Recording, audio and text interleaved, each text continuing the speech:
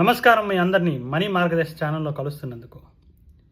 నిన్న చూసామంటే market రఫ్లీ 100 points మీద పెరిగింది.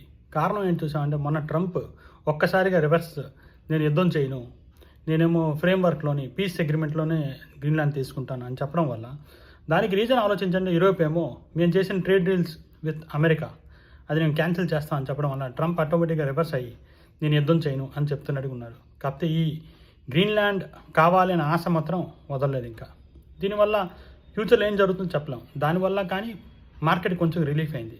దానివల్ల ఇండియన్ మార్కెట్లో ఒక 100 పాయింట్లు అప్ అవడం జరిగింది నిన్న. ఇవాళ కూడా మార్కెట్ కొంచెం న్యూట్రల్గా ఉండొచ్చు, లేకపోతే పెరగవచ్చు. డౌన్ ట్రెండ్ మాత్రం కంపల్సరీగా ఉన్నది. పడడానికి అవకాశాలు చాలా ఎక్కువగా ఉన్నది. అందుకే మీ క్యాపిటల్ మీరు జాగ్రత్త ఉంచుకోండి.